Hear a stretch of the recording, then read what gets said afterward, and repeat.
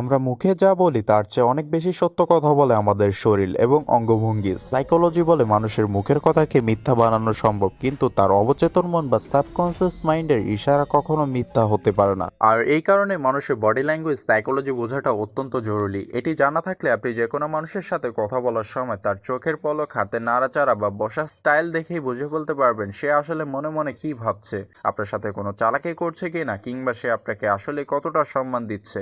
এক কথায় আপনি যে কোনো মানুষের আসল উদ্দেশ্যটা ধরতে পারবেন এবং সমাজে অনাকাঙ্ক্ষিত ধোঁকা খাওয়া থেকে নিজেকে বাঁচাতে পারবেন। আজকে আমি আপনাকে মানুষের শরীরের এমন তিনটি গোপন ইশারা বা বডি ল্যাঙ্গুয়েজ ট্রিক শেখাবো যা আপনাকে মানুষের মনস্তত্ত্ব বুঝতে সবার চেয়ে এক কদম এগিয়ে রাখবে। চলুন শুরু করা যাক। ট্রিক নাম্বার 1, অবচেতন মনের ছোঁয়া বা দ্য কমফোর্ট টাচ। কোনো গুরুত্বপূর্ণ বা গম্ভীর আলোচনার সময় সামনের মানুষটির হাতের আঙ্গুলগুলোর দিকে খুব ভালো করে খেয়াল করুন। সাইকোলজি বলে মানুষ যখন কোনো কথা লুকানোর চেষ্টা করে, অস্বস্তিতে পড়ে কিংবা তীব্র মানসিক চাপে থাকে, তখন তার অবচেতন মন শরীরকে শান্ত করার জন্য সেলফ শুটিং বা কিছু আরামদায়ক সিগন্যাল পাঠায়। যেমন কথা বলতে বলতে হঠাৎ নিজের গলায় বা ঘাড়ে হাত দেওয়া, জামার কলার ঠিক করা, হাতের আংটি বা ঘড়ি বারবার ঘোরানো, কিংবা নিজের এক হাত দিয়ে অন্য হাতের আঙ্গুল বা কবজি চেপে ধরা। আপনি যখন তাকে কোনো কঠিন প্রশ্ন করেন এবং সে উত্তর দেওয়ার ঠিক আগ মুহূর্তে অবচেতনভাবে তার নাক বা ঠোঁট আলতো করে স্পর্শ করে, তবে ডার্ক সাইকোলজি বলে সে অত্যন্ত সূক্ষ্ম একটি মিথ্যা সাজানোর সময় নিচ্ছে। শরীর কখনোই তার ভেতরের ভয় বা নার্ভাসনেস লুকাতে পারে না। সে কোনো না কোনো বাহানায় নিজেকে স্পর্শ